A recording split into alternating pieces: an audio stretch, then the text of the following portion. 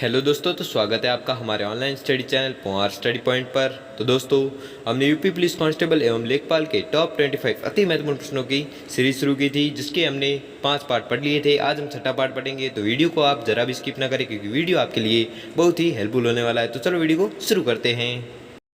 तो आपका पहला सवाल है, उत्तर प्रदेश के उत्तरी भाग को कौन से देश की सीमा स्पर्श करती है? उत्तर प्रदेश के उत्तरी भाग को कौन से देश की सीमा स्पर्श करती है? तो आपको याद रखना है, यह स्पर्श करती है नेपाल की। ठीक है, नेपाल से स्पर्श करती है किसकी सीमा? उत्तर प्रदेश की। तो दोस्तों, आपको 25% दिए जाएंगे, जिसमें से आपने कितने प्रश्न सही किए हैं वो हमें जल्दी से जल्दी कमेंट करके जरूर बताएं।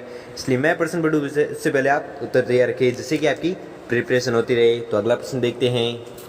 तो आपका अगला सवाल है कि उत्तर प्रदेश में स्थित अयोध्या नगर किस नदी के किनारे स्थित है? उत्तर प्रदेश में स्थित अयोध्या नगर किस नदी के किनारे स्थित है? तो आपको याद रखना है, यह स्थित है सरयू नदी के किनारे। ठीक है, अगला देखते हैं। तो आपका अगला सवाल है, उत्तर प्रदेश में तेल शोधक कारखाना किस स्थान पर है? उत्तर प्रदेश में तेल शोधक कारखाना किस स्थान पर है? तो आपको याद रखना है, यह स्थित है मथुरा में। ठीक है, अगला देखते हैं। तो आपका अगला सवाल है, उत्तर प्रदेश का कौन सा नगर चीनी मिट्टी के बर्तनों के लिए प्रसिद्ध है? उत्तर प्रदेश का कौन सा नगर है जो चीनी मिट्टी के बर्तनों के लिए प्रसिद्ध है? तो आपको याद रखना है, यह है खुर्जा। खुर्जा ऐसा नगर है जो चीनी मिट्टी के बर्तनों के लिए प्रसिद्ध है। अगला देखते हैं। तो आपका अगला सवाल है, उत्तर प्रदेश में नागरिक उड्डयन प्रशिक्षण केंद्र कहाँ पर स्थित है? उत्तर प्रदेश में नागरिक उड्डयन प्रशिक्षण केंद्र कहाँ पर अवस्थित है या स्थित है? तो आपको याद रखना है, यह स्थित है इलाहाबाद में। ठीक है, अगला देखते हैं। तो आपका अगला सवाल है, उत्तर प्रदेश का सबसे बड़ा आलू उत्पादक जिला कौन सा है? उत्तर प्रदेश का सबसे बड़ा आलू उत्पादक जिला कौन सा है? तो आपको याद रखना है, यह है फर्रुखाबाद। ठीक है, फर्रुखाबाद ऐसा जिला है जो आलू उत्पादक की दृष्टि से सबसे बड़ा जिला माना जाता है। अगला देखते हैं। तो आपका अगला सवाल है, प्रदेश का कौन सा नगर चूड़ी उद्योग के लिए प्रसिद्ध है? प्रदेश का कौन सा नगर है जो चूड़ी उद्योग के लिए प्रसिद्ध है? तो आपको याद रखना है, यह है फिरोजाबाद। ठीक है, फिरोजाबाद ऐसा प्रदेश है जो चूड़ी उद्योग के लिए प्रसिद्ध है। अगला देखते हैं। तो आपका अगला सवाल है, उत्तर प्रदेश चलचित्र विभाग की स्थापना कब हुई थी? उत्तर प्रदेश चलचित्र विभाग की स्थापना कब हुई थी? तो आपको याद रखना है, यह स्थापना हुई थी 1975 को। ठीक है, किसकी स्थापना? उत्तर प्रदेश चलचित्र विभाग की स्थापना कब? 1975 को। अगला देखते हैं।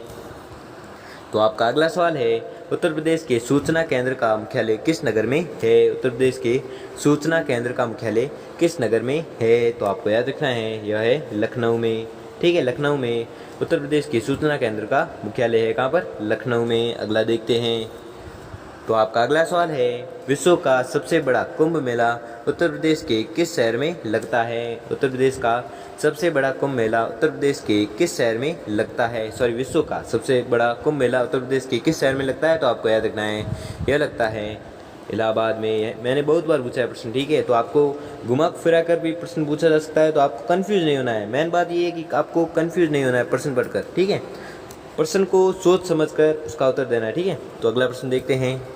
तो आपका अगला सवाल है, उत्तर प्रदेश के राजकीय संग्रहालय मथुरा की स्थापना कब हुई थी? उत्तर प्रदेश के राजकीय संग्रहालय मथुरा की स्थापना कब हुई थी? तो आपको याद रखना है, यह हुई थी 1874 ईस्वी में। ठीक है, किसकी स्थापना? मथुरा की। अगला देखते हैं। तो आपका अगला सवाल है, उत्तर प्रदेश के राजकीय संग्रहालय लखनऊ की स्थापना कब हुई थी? उत्तर प्रदेश के राजकीय संग्रहालय लखनऊ की स्थापना कब हुई थी? तो आपको याद रखना है, यह हुई थी 1863 ईस्वी में। अगला देखते हैं। तो आपका अगला सवाल है कि उत्तर प्रदेश के किस स्थान से घोषिताराम नामक बौद्ध विहार का पता लगा था? उत्तर प्रदेश के किस स्थान से घोषिताराम नामक बौद्ध विहार का पता लगा था? तो आपको याद रखना है, कौशाम्बी में। ठीक है, कौशाम्बी स्थान से घोषिताराम नामक बौद्ध विहार का पता लगा था। ठीक है, किस स्थान से? कौशाम्बी स्थान से। अगला देखते हैं। तो आपका अगला सवाल है कि उत्तर प्रदेश के किस नगर में भारत का सबसे प्राचीन संग्रहालय स्थित है? उत्तर प्रदेश के किस नगर में भारत का सबसे प्राचीन संग्रहालय स्थित है? तो आपको याद रखना है, यह स्थित है लखनऊ में। ठीक है, लखनऊ नगर में भारत का सबसे प्राचीन संग्रहालय स्थित है। अगला देखते हैं। तो आपका अगला सवाल है, उत्तर प्रदेश के किस नगर में 2 पुरातत्व संग्रहालय स्थित है? उत्तर प्रदेश के किस नगर में 2 पुरातत्व संग्रहालय स्थित है? तो आपको याद रखना है, यह स्थित है वाराणसी में। ठीक है, अगला देखते हैं। तो आपका अगला सवाल है, मोतीलाल नेहरू बाल संग्रहालय प्रदेश में निम्नलिखित में से कहाँ स्थित है? मोतीलाल नेहरू बाल संग्रहालय प्रदेश में निम्नलिखित में से कहाँ पर अवस्थित है? तो आपको याद रखना है यह अवस्थित है लखनऊ में। ठीक है, कौन सा संग्रहालय? मोतीलाल नेहरू बाल संग्रहालय। अगला देखते हैं।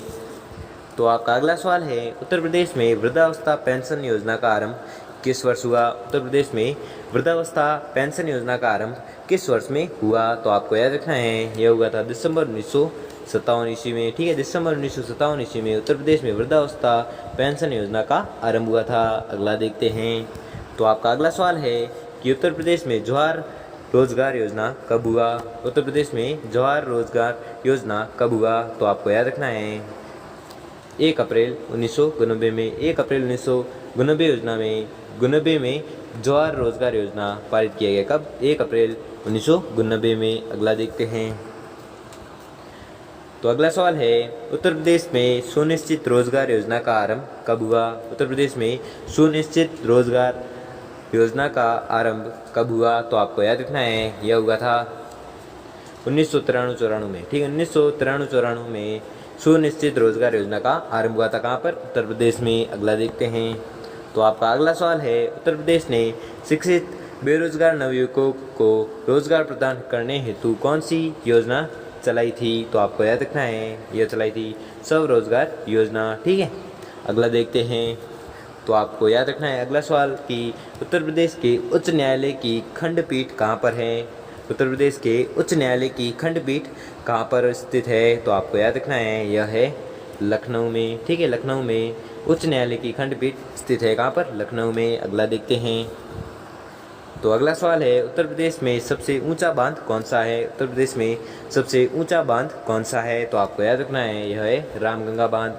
ये मैंने पहले भी पूछा था। ठीक है, पार्ट 5 में मैंने पूछा था ये वाला प्रश्न, तो आपको याद रखना है। वेरी मोस्ट इंपॉर्टेंट क्वेश्चन है, जो बार बार रिपीट हो रहे हैं ना प्रश्न, वो वेरी मोस्ट इंपॉर्टेंट क्वेश्चन है। उनको तो 10 बार पढ़ना है, भले याद हो भले नहीं हो, लेकिन 10 बार जरूर पढ़ना है। वो एग्जाम में बहुत बार आ चुके हैं। ठीक है, प्रश्न तो क्या है, उत्तर प्रदेश में सबसे ऊंचा बांध कौन सा है? तो आपको याद रखना है रामगंगा बांध है, जो उत्तर प्रदेश में सबसे ऊंचे बांध माना जाता है। अगला देखते हैं। तो अगला सवाल है, मध्य प्रदेश में सबसे अधिक कपड़ा मिले कहाँ स्थित है? मध्य प्रदेश में सबसे अधिक कपड़ा मिले कहाँ स्थित है? तो आपको याद रखना है यह है इंदौर में। ठीक है, इंदौर में सर्वाधिक कपड़े मिले हैं। अगला देखते हैं। तो आपका अगला सवाल है, उत्तर प्रदेश में वर्षा ऋतु में औसतन कितने प्रतिशत वर्षा होती है? उत्तर प्रदेश में वर्षा ऋतु में औसतन कितने प्रतिशत वर्षा होती है? तो आपको याद रखना है यह होती है 75 से 80%। ठीक है, कहाँ पर? उत्तर प्रदेश में। ठीक है, कितने परसेंट? 70% से 80% तक के बीच में होती है। अगला देखते हैं। तो आपका अगला सवाल है, भारत का सबसे बड़ा गन्ना उत्पादक प्रदेश कौन सा है? भारत का सबसे बड़ा गन्ना उत्पादक प्रदेश कौन सा है? तो आपको याद रखना है यह है उत्तर प्रदेश।